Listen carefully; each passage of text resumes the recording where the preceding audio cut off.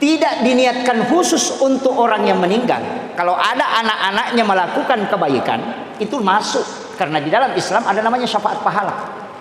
Ini enak sekali Pak, kita untung ada syafaat pahala. Cuma orang yang tidak punya keturunan itu yang jadi masalah. Manrasi atau menang. Orang yang punya keturunan itu punya anak melakukan sholat, itu jalan terus pahalanya orang tuanya. Kenapa? Karena ada bonus. Bahkan dalam hadis itu Rasulullah mengatakan, siapa yang meninggalkan 2 atau 3 anak perempuan ahli ibadah, ibu bapaknya tidak disentuh api neraka. Itu berkahnya anak perempuan. Makanya bersyukurlah yang punya anak perempuan. Kalau tidak ada sabar makin. Laki-laki bisa memberi syafaat tapi dengan jalur penghafal Al-Quran. Itu pun kalau bisa menghafal sampai meninggal. Karena penghafal itu bahaya juga. Kalau dia lupa, itu dicelupkan di dalam api neraka sampai keluar bara api di dalam mulutnya mengalir. Itu bahaya. Makanya saya pernah dikasih tahu oleh salah seorang ulama hafiz Quran. Dia bilang kalau ada anak-anakmu menghafal Quran, suruh dia talaki langsung kepada Allah. Kalau dia sudah hadapkan ke gurunya, suruh sholat sunat, di situ dia khatamkan Al-Quran. Nanti setelah itu dia hadapkan kepada Allah bahwa aku sudah setor hafalanku kepadamu ya Rabb. Mohon engkau yang menjaga. Iya. Nanti kalau lupa nanti Allah kembalikan. Kalau di store sama guru hilang itu. Itu dia pesan. Bismillahirrahmanirrahim.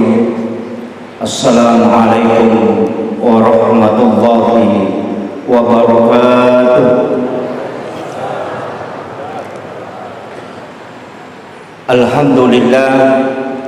Alhamdulillah rabbil alamin. Wassalatu wassalamu ala asyrafil anbiya'i wal mursalin sayyidina wa maulana wa habibina wa syafi'ina wa ala alihi wa ashabihi wa sahabatihi ajma'in. Allahumma salli ala sayyidina Muhammadin tibbil qulubi wa dawaiha wa afiyatil abdani wa shifaiha wa nuril absari wa diyaiha wa ala alihi wa sahbihi wa sallim. Allahumma salli ala sayyidina Muhammadin. Allahumma salli ala sayyidina Muhammadin. Allahumma salli ala sayyidina Muhammadin wa ala ali sayyidina Muhammad. Assalamu alayka ya Rasulullah. Assalamu alayka ya Habiballah. Assalamu alayka ya Aba Barruh. Assalamu alayka ya Taha. Assalamu alayka ya Yasin. Assalamu alayka ya khataman nabiyyin. Wa qad qala Allah Ta'ala fi kitabihil karim wa huwa asdaqul qa'ilin. A'udzu billahi minasyaitonir rajim. Bismillahirrahmanirrahim. Tabarakalladzi biyadihil mulku wa huwa ala kulli syai'in qadir. Alladzi khalaqal mauta wal hayata liyabluwakum ayyukum ahsanu amala wa huwal azizul ghafur. Sadaqallahul azim wa nahnu ala dzalika minas syahidin wasyakirin wa la haula wa la quwata illa billahi wa huwal aliyyil azim. Yang kami muliakan dan kami ta'zimi seluruh jajaran Dewan Pembina Masjid Al-Markaz Al-Islami, seluruh jajaran pengurus harian, dan terkhusus kami muliakan, kami ta'zimi yang mewakili Bapak Pejabat Gubernur Provinsi Sulawesi Selatan serta seluruh alim ulama, para tokoh masyarakat, seluruh jamaah, dan terkhusus keluarga besar almarhum Bapak Jenderal Muhammad Yusuf.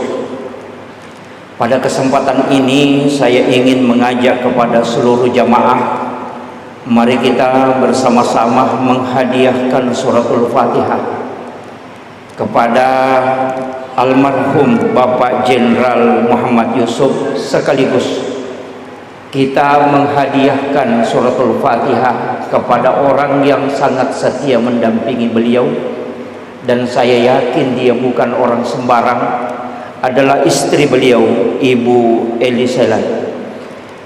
Ila hadhihi niyya kulli niyatin salihah ila khudratin nabiyil mustafa sallallahu ala sayyidina Muhammadin wa ila jami'il anbiya'i wal mursalin wasyuhada'i wassalihin wal malaikatil muqarrabin, wa khususan ila ruh Bapak Jenderal Muhammad Yusuf wa Ibu Elisela. Al-Fatihah. Al-Fatihah. A'udzu billahi minasyaitonir rajim. Bismillahirrahmanirrahim. Alhamdulillahirabbil alamin. Iyyaka na'budu wa iyyaka nasta'in. Shiratal mustaqim. Shiratal ladzina an'amta 'alaihim ghairil maghdubi 'alaihim waladdallin. Amin amin ya rabbal alamin. Allahumma nawwir qulubana wa quluba jami'i man hadara fi majlisina hadza binuril ma'rifah wa ilmil mukashafah wal basirah wal iman wal islam. Ya Fattahu ya Alim, iftah qulubana wa qulubahum qutubul arifin. Rabbana iftah bainana wa baina qaumina bil haqqi wa anta khairul fatihin. Amin amin ya rabbal alamin. Pertama, sebenarnya saya sangat berat untuk hadir memberikan tausiah. Kenapa? Karena keterbatasan ilmu. Kemudian yang kedua juga gurunda. Saya sekaligus panggil Kakanda karena satu alma mater dengan beliau, Bapak Profesor Dr. Ustadz Mustafa. Beliau kakak senior kami dan juga ilmu-ilmu beliau banyak kami petik. Sebenarnya itulah yang menyebabkan saya sangat berat hadir di tempat ini. Tapi ini mungkin karena takdir yang saya mestinya malam ini sudah di bandara tuh ke Papua, tapi alhamdulillah bisa bersilaturahmi.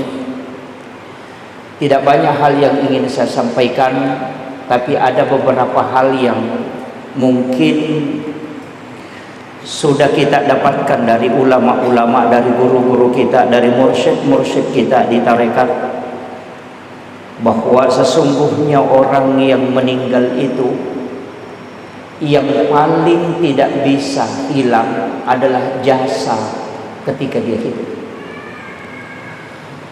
Orang itu akan dikenal dan orang itu akan dijanjikan surga itu karena jasanya, bukan karena harta. Kita tahu almarhum ini tidak mungkin berdiri kokoh masjid ini seandainya bukan karena jasa beliau, dan itu yang tidak bisa hilang. Ke anak-anaknya pun, ke keluarganya tidak bisa pindah, pasti melekat terus kepada beliau.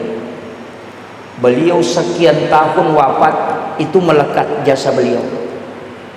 Makanya ketika kita membuka beberapa literatur, baik itu hadis-hadis maupun penjelasan para ulama, ternyata ada satu kisah di mana wanita WTS ia memberi minum kepada anjing yang kehausan, itu dimasukkan ke dalam surga. Kita belajar dari situ bahwa itu bukan karena harta, tapi itu karena jasanya. Makanya Bapak Ibu sekalian, siapa yang paling banyak jasa yang dia tinggalkan ketika dia hidup, maka insya Allah orang itu akan dikenang selamanya. Dan anak-anaknya tidak bisa mengambil jasa itu, siapapun tidak bisa merebutnya, selalu melekat pada dirinya. Orang tua yang dermawan, tidak akan orang mengatakan bahwa anaknya dermawan, tidak, kecuali anak itu ikut mengikuti jejak bapaknya.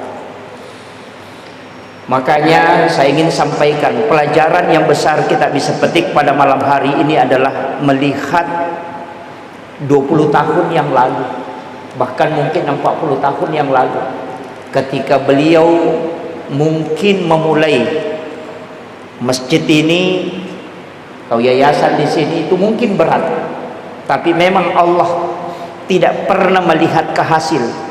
Yang Allah inginkan adalah usaha kita, prosesnya. Seandainya orang berhasil karena dinilai berhasil karena hasilnya, maka Rasulullah dianggap tidak berhasil. Banyak nabi tidak dianggap berhasil karena hanya memiliki pengikut hanya sebagian kecil. Tapi karena perjuangannya, Rasulullah tidak meninggalkan harta warisan, tapi karena jasanya sehingga dia dikenang sampai hari ini. Itulah yang diikuti oleh almarhum, bahwa tinggalkan jasa ketika engkau hidup, maka engkau akan dikenang selamanya. Dan beliau sangat bersyukur. Sesungguhnya kalau kita mengatakan beliau itu tidak wafat, cuma memang istilah mati ini sebenarnya Pak agak janggal juga, karena setiap malam kita mati. Makanya kalau kita kaji dalam tasawuf, sebenarnya tidur itu kan mati. Bahkan Rasulullah sudah menyampaikan ke kita bahwa an-naumu akhul maut, bahwa tidur itu sebenarnya adalah mati, bersaudara dengan mati. Kenapa? Saya pernah tanyakan ke mursyid tarekat di guru kami, bahwa kenapa Rasulullah menyamakan tidur dengan mati. Bahkan doa tidur itu kan bismika Allahumma ahya wa bismika amut. Ketika kita bangun, alhamdulillahilladzi ba'da ma amatana wa ilaihin nusur. Kalau kita mau bahasa Indonesia kan, terima kasih banyak ya Allah, engkau telah mengembalikan kehidupanku setelah engkau mematikan aku. Dan Rasulullah memang mengatakan tidur itu adalah mati. Ternyata pelajaran dari tidur itu 90% akan koneksi dengan orang yang mati. Pertama, orang yang tidur ketika bermimpi itu bisa melihat padahal matanya tertutup.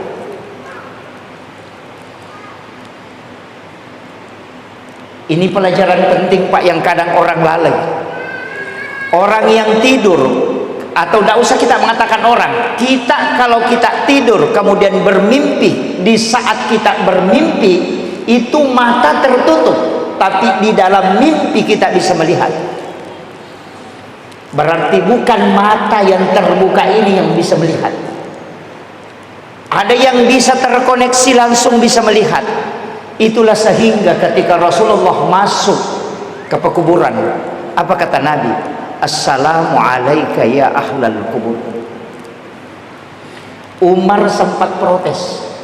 Apakah mereka mendengar ya Rasulullah? Apa kata Nabi? Hei Umar, lebih tajam pendengarannya orang yang meninggal dibanding orang yang hidup. Cuma engkau tidak mendengarkan dia menjawab, karena dia menjawab dengan ruhnya bukan dengan jasadnya. Yang kedua, Rasulullah mengatakan bunyi telapak kaki, di riwayat dalam mengatakan bunyi sandal orang yang mengantarkan jenazah itu didengarkan oleh si mayit ketika mereka sudah pulang. Itu artinya apa? Bahwa orang yang meninggal itu lebih tajam pendengarannya dibanding dengan orang hidup, dan itu disampaikan langsung oleh Rasulullah. Inilah alasan kenapa kita tidak boleh menyebut keburukan atau membicarakan keburukan orang meninggal, sudah meninggal, walaupun kita membicarakan di rumah jauh dari kuburannya, karena itu bisa tembus pendengarannya, itu lebih tajam. Yang kedua, orang tidur ketika dia bermimpi dipukuli atau bermimpi dikejar anjing gila atau mungkin di kecelakaan, ketika dia bangun dia akan merasakan sakit pada badannya, bahkan mungkin dia ngos-ngosan padahal dia tertidur pulas di atas tempat tidur. Apa yang membuat badannya sakit? Apa yang membuat dia ngos-ngosan padahal dia tidak meninggalkan tempat tidur? Itu ibaratnya orang yang disiksa di alam kuburnya, jasadnya tidak disentuh, tapi ketika ruhnya terkoneksi maka dia akan merasakan sakit yang amat. Inilah kenapa Rasulullah mengatakan an-naumu akhul maut. Tidur itu bersaudara dengan mati. Yang sekarang ini banyak orang yang tidak percaya dengan azab kubur, dengan mengatakan apa yang hancur, apa yang dimakan cacing, apa yang disiksa, itu karena tidak belajar pada tidur. Makanya dari situ juga ulama kita mengatakan bahwa sesungguhnya orang yang meninggal itu kan disebut tutup usia.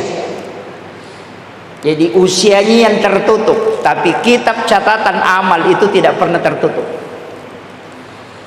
Hanya dia akan terbuka selamanya. Innama tuwaffawna ujurahum yaumal qiyamah. Sampai dunia kiamat baru ditutup. Makanya orang yang meninggal itu sebenarnya beruntung, Pak. Lebih dulu meninggal. Kenapa? Dosanya bisa berhenti, tapi ibadah yang pernah dia lakukan akan terus mengalir. Walaupun nanti Rasulullah sudah menyampaikan beberapa hal, makanya saya sering Pak, mungkin saya salah satu penceramah, banyak di antara kita salah satu penceramah yang selalu menyampaikan kemudahan-kemudahan dan amalia-amalia untuk jalur mendapatkan asbab keselamatan. Kenapa? Karena Rasulullah sudah membuka lebar pintu-pintu surga untuk kita. Terus terang, saya sering menangis ketika membaca hadis-hadis Nabi, ketika membaca bagaimana usaha Rasulullah untuk menyelamatkan umatnya. Itu luar biasa Pak. Maka saya mengatakan sudah sempurna betul semua cara Nabi memblok supaya kita tidak celaka. Cuma kalau kita yang cari-cari masalah mau celaka ya memang begitu. Kenapa? Coba kita dengarkan doa Rasulullah yang pertama, dia minta umur umatku jangan panjang ya Allah. Itu dia yang minta. Makanya di dalam hadis itu disebutkan likulli syai'in hasabi wa hasabi ummati baina sittina wa sab'in, antara 60-70 tahun. Kenapa dia minta tidak sama dengan umat-umat terdahulu? Ada yang sampai 300 tahun. Karena Nabi khawatir kalau dia melakukan dosa terlalu lama dihisab. Itu yang tidak diinginkan Rasulullah. Kalau ada bupati 2 periode Pak, lama diperiksa itu. Tapi kalau ada bupati cuma 3 bulan, itu periksanya sebentar. Iya, kan begitu. Makanya umat Rasulullah Nabi tidak inginkan terlalu panjang umurnya. Makanya dia minta antara 60-70 tahun. Makanya ulama tasawuf selalu mengatakan orang yang meninggal antara 60-70 tahun sebenarnya adalah panggilan Rasulullah untuk antara 60-70. Dan kita beribadah sebenarnya kalau dihitung-hitung tidak banyak, tidak banyak. Makanya nanti ada ulama kita itu pakai istilahnya Imamul Ghazali yang berdasarkan hadis Nabi juga. Kalau kita buka dalam kitab Hiyya itu, bahwa umatku adalah umat yang terbaik karena dia meninggalkan satu kebaikan menuju ke kebaikan yang lain. Oh, ini penting sekali Pak. Ini yang membuat kita khalidina fiha, di dalam surga. Karena surga itu kan kita kekal di dalam, padahal pahala kita kan tidak kekal. Tidak, istilahnya dia terbatas. Umur kita 60 tahun, 70 tahun, 80 tahun, mungkin 100 tahun maksimal. Tapi kok bisa kekal di dalam surga? Padahal pahala kita kan terbatas. Kan begitu. Apa yang menyebabkan? Imam Nawawi di Dimashq itu menjelaskan bahwa yang menyebabkan manusia itu kekal di dalam surga karena niatnya melakukan kebaikan. Makanya seperti tadi kita sholat isya di sujud terakhir itu niatkan memang sholat subuh. Inilah yang bilang orang Bugis sempajat tepat tuh. Iya, karena niat sholat itu ada 2 Pak. Satu niat mau sholat, yang kedua niat sholat. Niat sholat itu bisa di takbiratul ihram, tapi niat mau sholat itu di ujungnya. Karena kapan kita putuskan di situ tidak nyambung ke waktu berikutnya, wah itu fatal. Karena waktu kita untuk melakukan ibadah sangat terbatas. Makanya kenapa ada ulama mengatakan saya meninggal di kebun pun mati syahid, saya meninggal di sawah pun bisa mati syahid, meninggal di atas tempat tidur itu mati syahid. Karena saya meninggal menuju ke sholat. Karena dia niatkan memang untuk sholat, jadi kemana dia berjalan itu pasti menuju ke sholat. Itu kuncinya. Inilah yang menyebabkan kita bisa kekal di dalam surga. Makanya jangan putus itu. Itulah makna hadis Nabi, umatku adalah umat yang terbaik karena dia meninggalkan satu kebaikan menuju ke kebaikan yang lain. Inilah yang ditafsirkan ulama tasawuf mengatakan kenapa salam dalam sholat itu ada 2. Salam ke kanan dan salam ke kiri. Orang salam itu kena 2, bertemu dan berpisah. Karena kau bertemu dengan waktu berikutnya, salam sambung dulu baru kau lepaskan waktu setelahnya. Jangan lepaskan sholat isya sebelum kau sambung ke sholat subuh. Nah, itu ada beberapa versi tapi saya tidak bahas semua, cuma saya pakai yang berkaitan dengan ini. Ini kuncinya. Makanya semua Pak, sholat, sedekah, pokoknya zakat, sholat tarwih, di sujud terakhir, rakaat terakhir di sholat tarwih, di situ niatkan memang untuk tarwih tahun depan. Kita meninggal pun berarti kita sudah menuju ke ibadah. Semua harus disambung itu, supaya dimanapun kita berada itu menuju kepada ibadah kepada Allah Subhanahu Wa Taala. Setiap langkah itu akan dihitung sebagai ibadah. Dan orang inilah yang beruntung. Kalau kita tutup assalamualaikum warahmatullah, assalamualaikum warahmatullah, nanti masuk waktu lagi baru disambung. Oh, 5 menit saja nilainya ibadahnya. 5 kali 5 kali 5 kali sholat berarti tidak cukup setengah jam. Kalau sholatnya tidak cukup setengah jam, baru gosip setengah jam, itu bangkrut itu sudah, Pak. Sudah habis itu. Kemudian yang kedua, karena umur kita pendek, dari situ juga Rasulullah meminta jalur supaya ibadah itu dilipat gandakan. Makanya menjaa bil hasanati falahu asru amsalih. Itu kuncinya. Makanya setiap satu kebaikan itu dilipat gandakan menjadi 10. Tapi kalau dosa satu aja itu ditulis, tapi kapan ditulis? Ketika tidak bertaubat. Jadi Nabi minta, nanti keburukan dosa yang dilakukan umatku nanti kau tulis ketika dia tidak bertaubat, tapi ketika dia bertaubat maka aku mohon kepadamu ganti dia menjadi kebaikan. Itu rahmat Allah betul itu. Makanya saya bilang kalau kita masuk neraka, Pak, celaka betul. Ini baru 2. Apalagi yang diminta oleh Rasulullah. Dulu umat-umat terdahulu itu ketika dia sedekah, dia disuruh berdoa. Umatnya Nabi Musa ketika sedekah dia berdoa. Umatnya Nabi Isa ketika berdoa, bersedekah, disuruh berdoa. Tapi untuk umatnya Rasulullah, Nabi minta dibalik. Yang bersedekah tidak disuruh berdoa, tapi yang menerima sedekah disuruh berdoa. Saya pernah tanyakan tentang hadis ini ke salah satu mursyid tarekat, kenapa yang disuruh berdoa yang menerima, padahal yang beribadah, yang bersedekah? Ternyata ada rahasianya. Ketika Rasulullah melihat sedekah di dalam sedekahnya orang-orang ketika dia Isra Mi'raj, sedekahnya umatnya ada yang tertolak karena riya. Maka Nabi minta ketika pulang dari Isra Mi'raj, dia minta supaya dibalik, yang berdoa yang menerima. Kenapa? Karena tidak ada orang yang menerima sedekah riya. Adakah orang menerima sedekah riya? Tidak ada. Yang riya itu yang memberi. Makanya ketika orang yang menerima tidak riya mendoakan orang yang riya, itu bisa terbalik, sedekahnya bisa diterima. Itu permintaannya Rasulullah dikabulkan oleh Allah. Itu hebatnya, Pak. Cuma banyak sekarang orang kalau dikasih tidak berdoa. Kasih saja terima kasih. Wah, itu bukan doa itu, Pak. Kayaknya mestinya kita doakan. Itu Nabi sudah balik itu. Itu luar biasanya, Pak. Dan tidak ada nabi yang diberikan otoritas. Kenapa Rasulullah itu bisa memberi syafaat? Makanya almarhum ini itu jalur keselamatannya sudah banyak sebenarnya, Pak. Termasuk orang-orang ulama kita yang sudah meninggal itu jalur keselamatannya luar biasa. Pertama, jalur syafaat. Sebenarnya saya sering mengatakan jangan pernah bicarakan surga dan neraka dalam ibadah. Kalau kita bicara hakikat, jangan pernah bicarakan surga dan neraka. Orang sholat karena surga atau orang sholat karena takut neraka, sebenarnya kalau kita kaji dalam ilmu hakikat itu keliru. Karena surga dan neraka itu makhluk, bukan khalik. Jadi surga itu kan hadiah, neraka itu kan balasan. Jadi dua hal ini bukan khalik. Padahal kita mengatakan inna sholati wa nusuki wa mahyaya wa mamati lillahi rabbil alamin. Di situ bukan di jannah atau di khaufinnar, bukan. Tapi kita mengatakan lillahi rabbil alamin. Makanya kunci keselamatan itu cuma 2, Pak. Yang pertama jalur rahmat, yang kedua jalur syafaat. Itu kuncinya. Kalau kita dapat rahmat pasti surga, karena rahmat itu pasti datangnya dari Allah. Kalau kita dapat jalur syafaat itu datangnya dari Nabi Rasulullah. Makanya satu-satunya yang bisa memberi syafaat mutlak itu cuma Rasulullah. Nabi yang lain kan tetap bisa menolong umatnya, tapi yang bisa memberi syafaat mutlak itu cuma Rasulullah. Kenapa?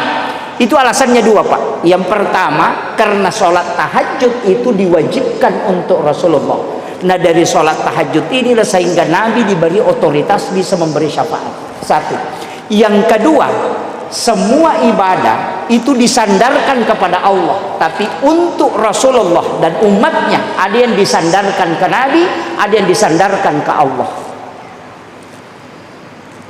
Mana? Haji wajib, tapi ada umrah yang sunnah. Ibadah sunnah itu sandarnya ke Nabi. Ibadah fardu itu sandarnya ke Allah. Tapi kenapa Nabi dikasih otoritas? Itu karena bisa memberi syafaat. Nabi yang lain tidak ada. Nabi Isa kalau perintah Allah, tidak ada perintahnya Nabi Isa. Pokoknya turunan saja. Dari situlah semua ibadah dibagi dua.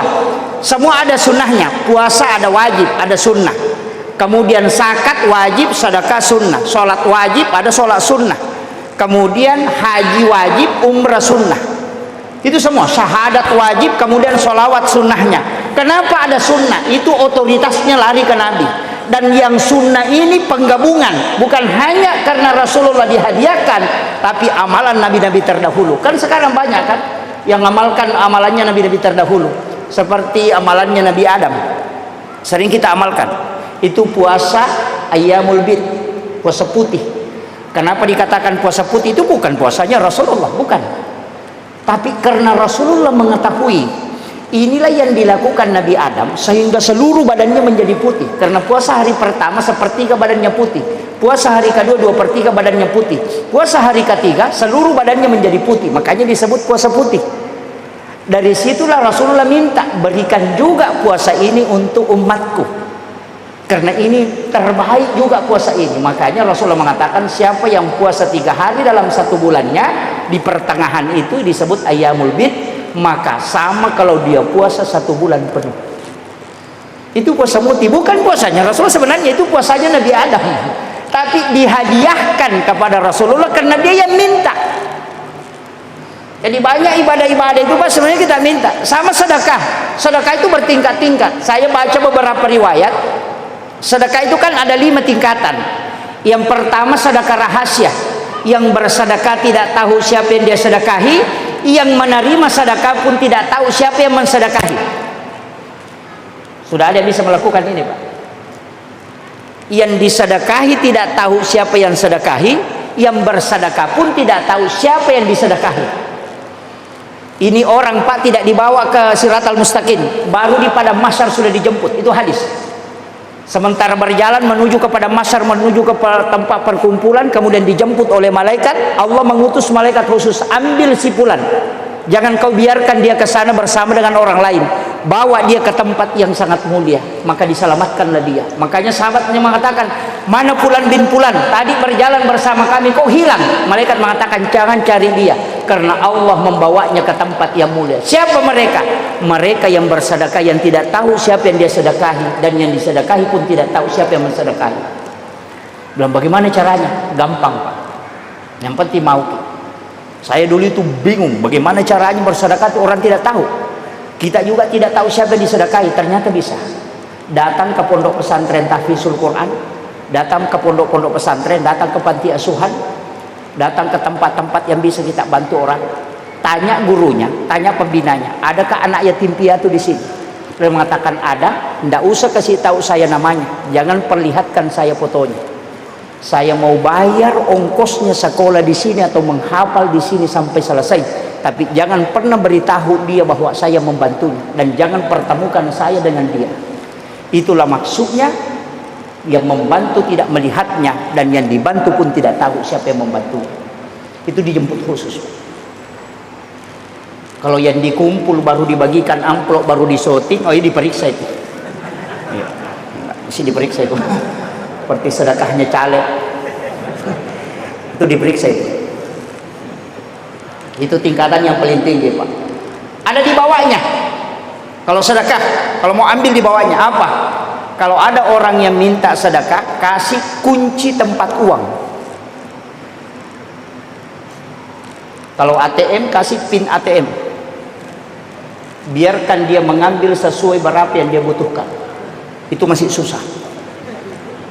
Karena biar ustaz takut. Saya dapat informasi dari guru tak bahwa ada salah satu donatur di Universitas Al-Azhar Kairo Mesir. Itu ketika tiba waktunya mahasiswa dibantu dengan untuk pembelian seragam, dia hanya menyerahkan nomor dan kunci peti besinya kepada bendahara Al-Azhar, bahwa uang ada di sana, silahkan ambil, kalau kurang sampaikan, kalau ada sisanya simpan. Itu tidak pernah dia mau tahu berapa yang dia sedekahkan. Tapi anehnya, setiap sudah ditutup kemudian dia buka ketika bermalam, satu malam itu justru penuh.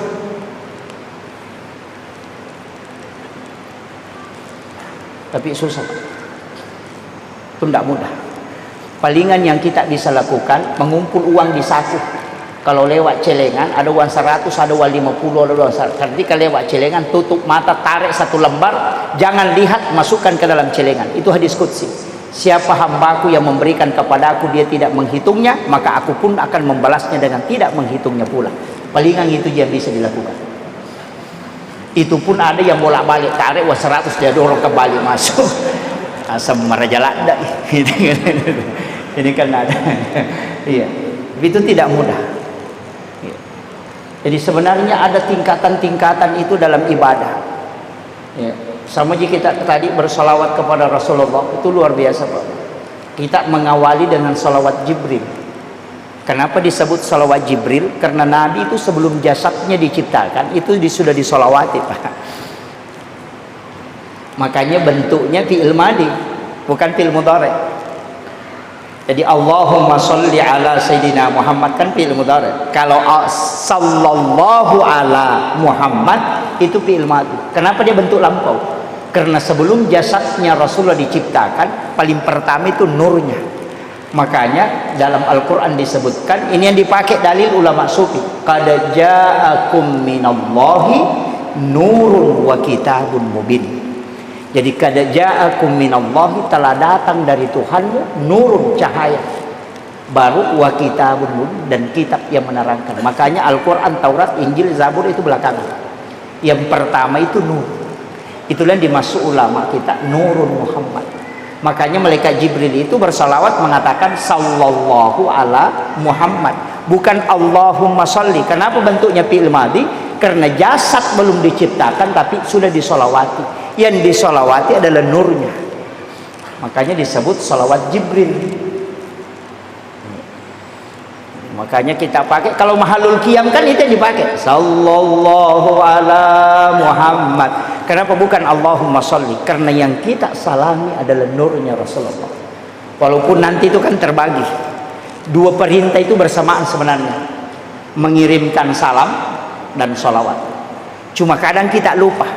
Sering kita penceramahkan kalau ngomong, mari kita mengirimkan salam dan sholawat. Baru dia bilang Allahumma sholli ala Muhammad. Dia lupa satu itu. Mengirimkan salam, assalamu alaika ya Rasulullah. Kalau mengirimkan salawat, Allahumma sholli ala Muhammad. Makanya dalam salat itu lebih dahulu assalamu alaika ayyuhan nabiyyu, baru salawat di belakangnya. Apa bedanya dua hal ini? Kalau salam koneksi, kalau salawat syafaat. Itu bedanya. Makanya siapa yang banyak mengirimkan salam itu untuk koneksi dengan Rasulullah.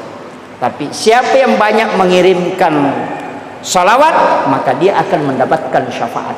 Kan dua kuncinya Pak.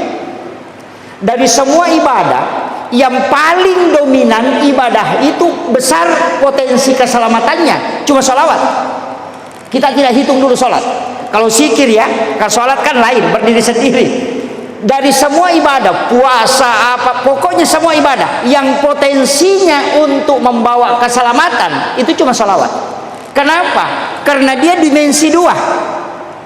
Allahumma sholli ala Sayyidina Muhammad wa ala ali Sayyidina Muhammad, itu dikirim ke Allah, dibalas menjadi 10 kalau satu kali. Nah salawatnya Allah itu rahmat, jadi itu 10 kali. Kemudian malaikat juga bersalawat kepada kita. Salawatnya malaikat bukan Allahumma sholli, tapi permohonan ampun di hadapan Allah supaya dosa-dosa kita diampuni oleh Allah. Kemudian yang kedua, jalurnya melintang, lari ke Nabi. Rasulullah mengatakan, siapa yang mengirimkan salawat kepadaku, maka ada malaikat yang mengantar khusus. Jadi dua Pak bendaharanya. Orang salawat itu dilapor ke Allah, satu dilapor ke Nabi. Yang dilapor ke Allah itu jalur rahmat, yang dilapor ke Nabi itu jalur syafaat. Makanya inilah alasannya ulama mengatakan kalau tidak ada zikir yang kau hafal, salawat saja. Kan gitu aja. Karena di dalam salawat unsurnya 3. Yang pertama pengampunan, yang kedua syafaat, yang ketiga rahmat. Kan sudah dapat 3 ketiganya kan. Nah, ini makanya banyak orang lebih memperbanyak sholawat ketika dia berzikir. Dan orang yang sudah berzikir dengan membaca sholawat itu bisa langsung minum, Pak. Tapi membaca la ilaha illallah dan istighfar jangan langsung minum. Itu di Imam Nawawi itu. Kadang-kadang kalau kita sudah berzikir kemudian agak kering tenggorokan, kita langsung minum. Jangan, kecuali sudah sholawat. Biarkan jin dalam darah itu terbakar.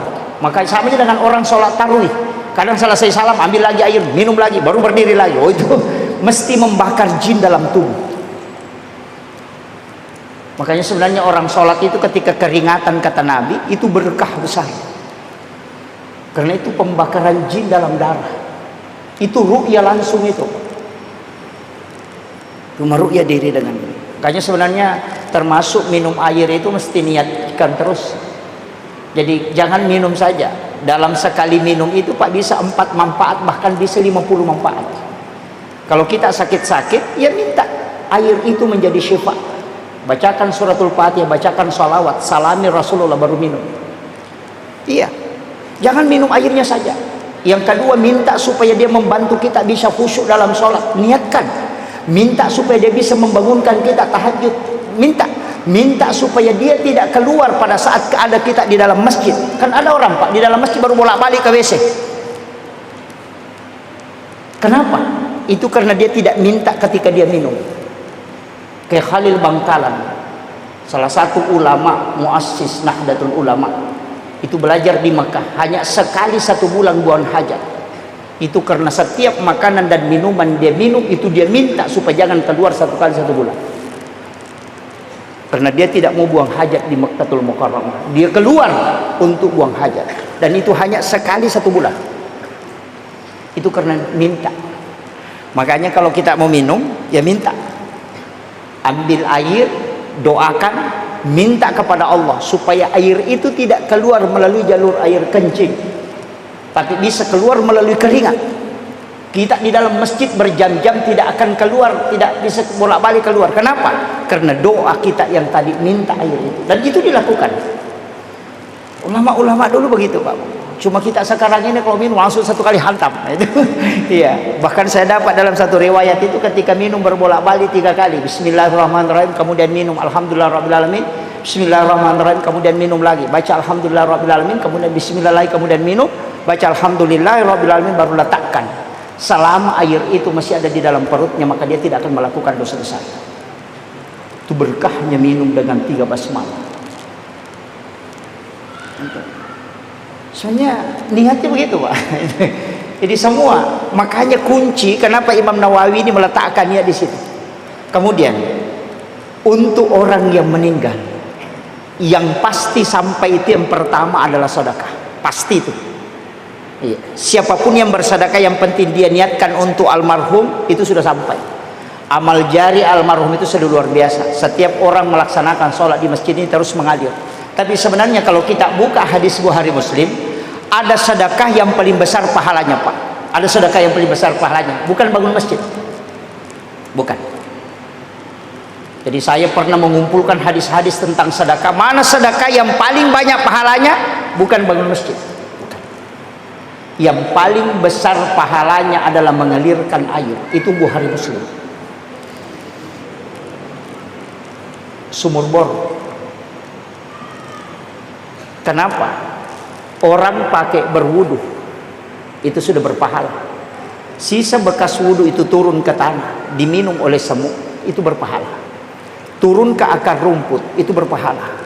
Turun ke bawah kemudian diminum oleh cacing, itu berpahala. Turun ke bawah ke akar-akar tanaman, itu naik kemudian menjadi pahala. Ketika dia berbuah atau daunnya lebat, itu menjadi sedekah untuk seluruh makhluk, itu bersedekah. Ketika orang minum air itu 40 hari 40 malam baru habis di dalam perutnya ketika dia minum. Bayangkan kalau setiap hari dia minum, kemudian setiap hari dia berzikir dan membaca Al-Quran di pondok-pondok pesantren tahfizul Quran. Bayangkan berapa juta bahkan berapa triliun pahala yang mengalir tiada henti. Bukan hanya dari manusia tapi juga dari binatang. Kalau masjid nanti ditempati sholat baru pahala. Orang tinggalkan tidak berpahala lagi. kalau air diminum 40 hari ikut terus. Kebaikan yang kita lakukan kita dapat terus pahalanya. Berapa orang yang minum air itu? Itulah sehingga mengalirkan air itu adalah pahala yang sangat luar biasa. Ya, makanya kalau ada masjid dibangun, Pak, usahakan ikut andil di sumur bornya. Ada pondok pesantren ikut andil untuk sumur bornya. Kenapa? Pahalanya tidak berhenti mengalir. Hatta yaumil qiyamah itu, Pak, luar biasa itu pahalanya. Makanya ada orang itu yang bagi-bagi air. Makanya sampai hari ini Pak, saya tidak sepakat itu kalau air dijual. Pengusaha galon itu, Pak, jadi masalah sebenarnya juga itu. Jangan tersinggung ya. Saya pernah diwasiatkan mursyid kami itu di Aceh, Syekh Muhammad Nur, dia bilang mengatakan begini, 2 pekerjaan nak jangan kerjakan, hindari. Bukan haram, tapi hindarilah.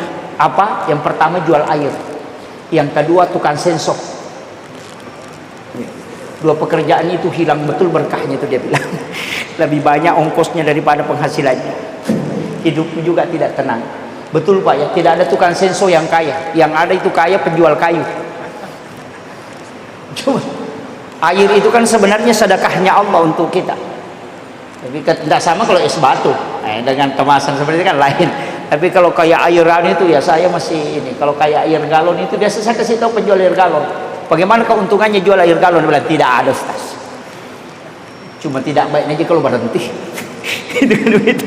Iya, saya sering tanya. Tapi tidak apa-apa lah. Ini perjelasan ulama, mau sepakat tidak sepakat, wallahu alam. Saya tidak anukan. Tapi itu pesan beliau. 2 pekerjaan ini jangan kau lakukan lah. Itu. Tapi dia tidak mengatakan haram. Dia mengatakan lebih baik menghindari. Kecuali tidak ada yang kau bisa lakukan, ya bisa kau kembali ke situ.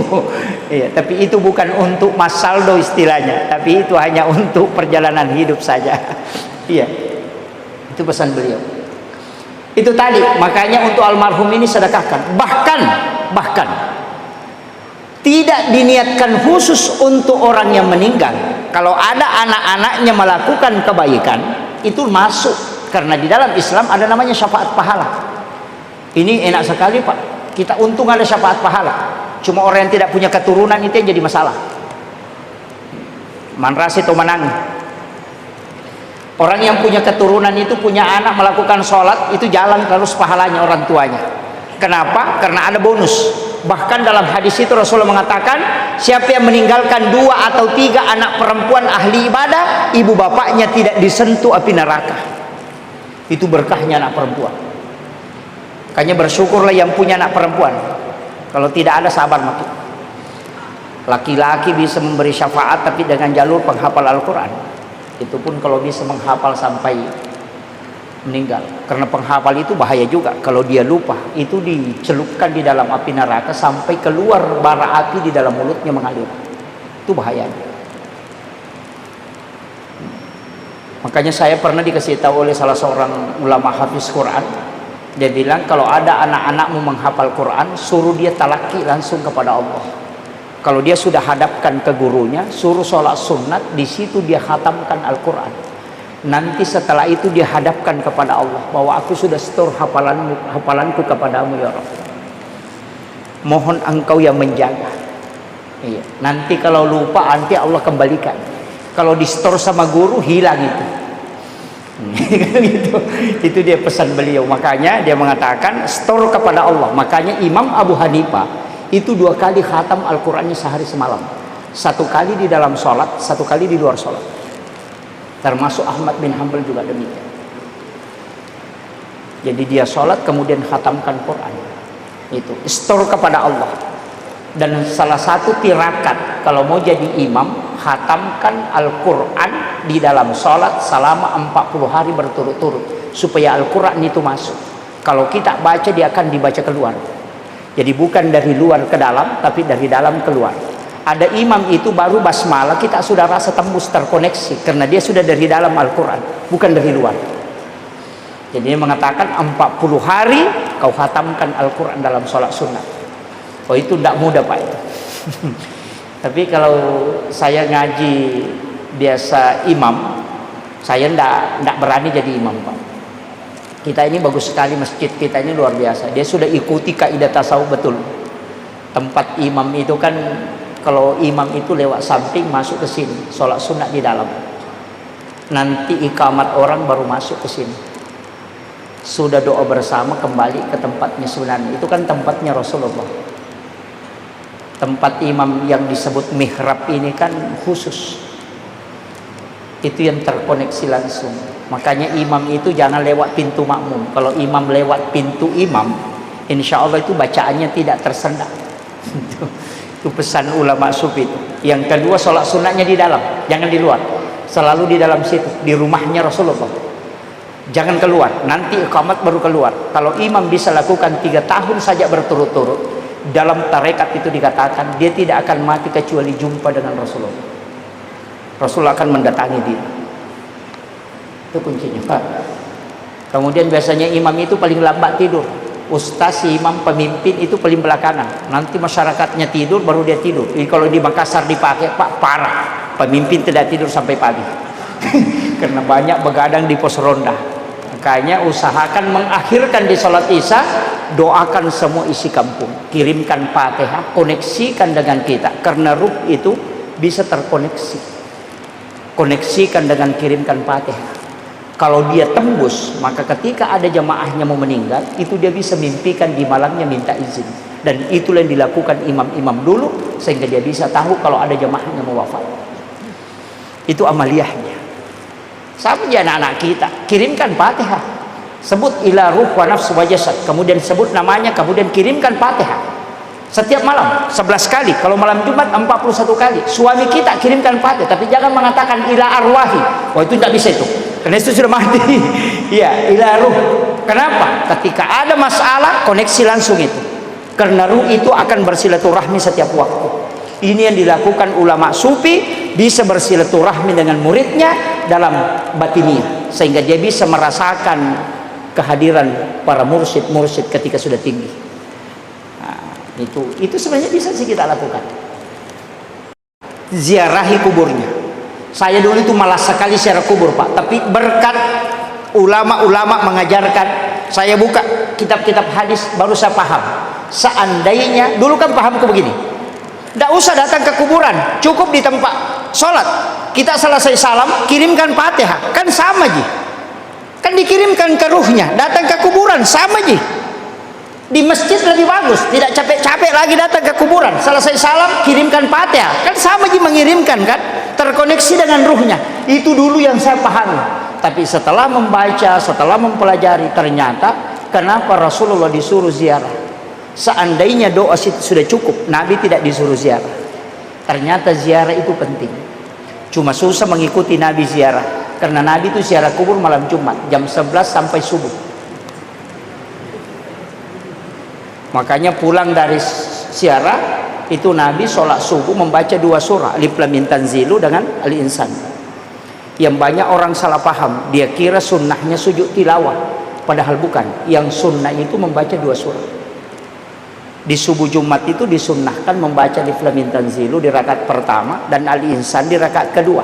Jadi bukan sujud tilawah. Cuma kebetulan di Alif Lam Mim Tanzilu ada ayat As-Sajadah, makanya kita sujud tilawah. Makanya ada imam itu potong 3. Dia tidak ambil Al-Insan kan. Itu kalau di kitab-kitab fikih itu. Makanya ulama kita itu menjelaskan tentang mana kedudukan sunnahnya di situ. Bukan sujud tilawahnya.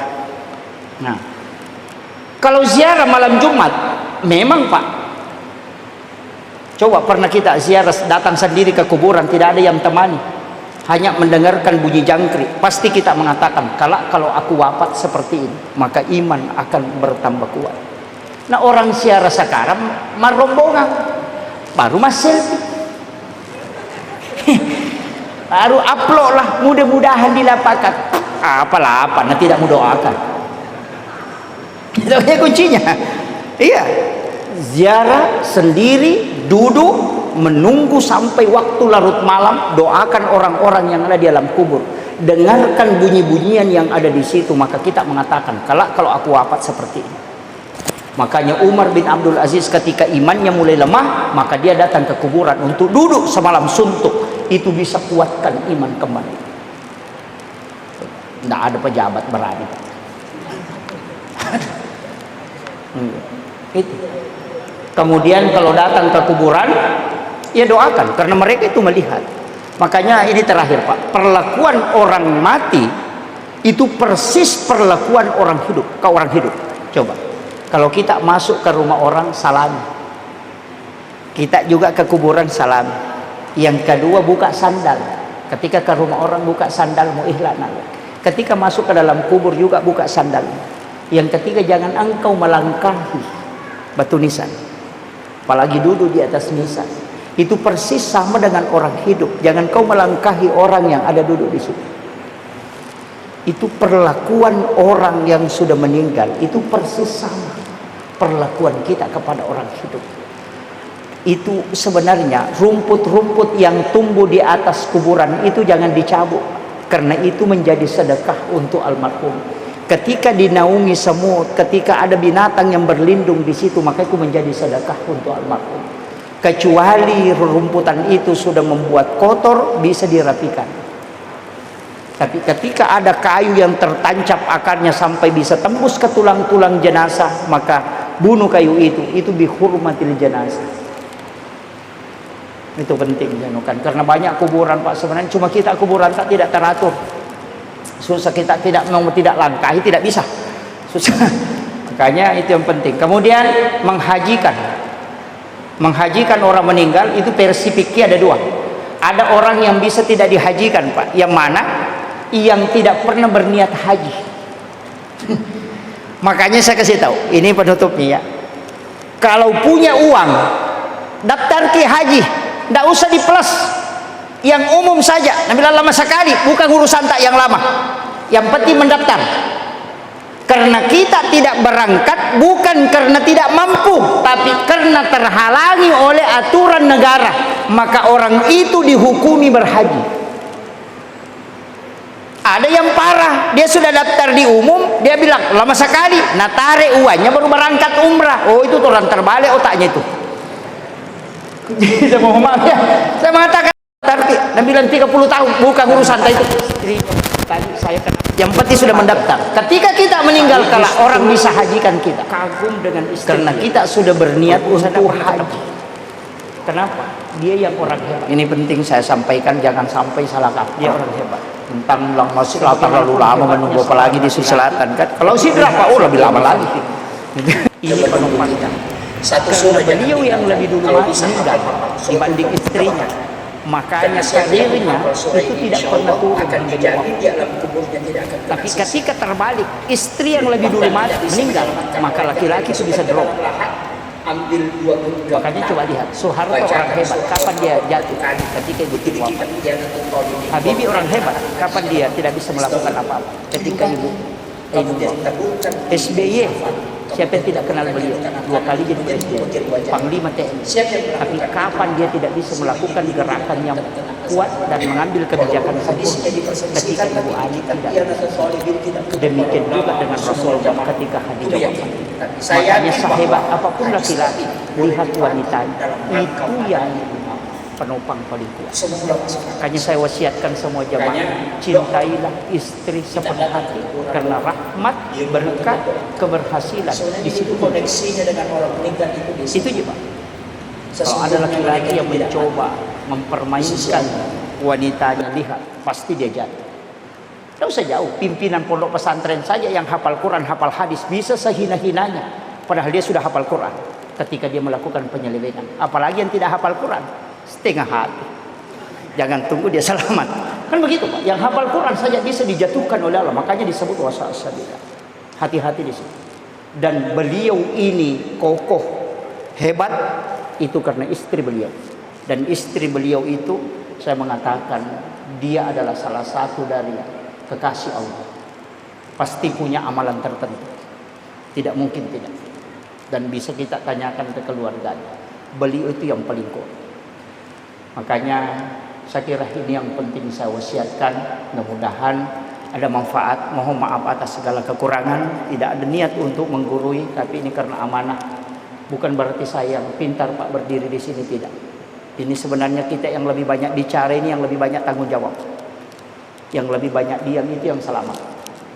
Nanti saya cuma kalau tidak bicara kita tidak dapat apa-apa. Itu masalah. Makanya mudah-mudahan ini ada asbab, doakan kami, kita saling mendoakan semoga kami tetap istiqamah. Jazakumullahu khairan katsiran. Wallahul muwaffiq ila aqwamit thoriq. Nasrun minallahi wa fathun qarib wa basyiril mu'minin. Assalamualaikum warahmatullahi wabarakatuh.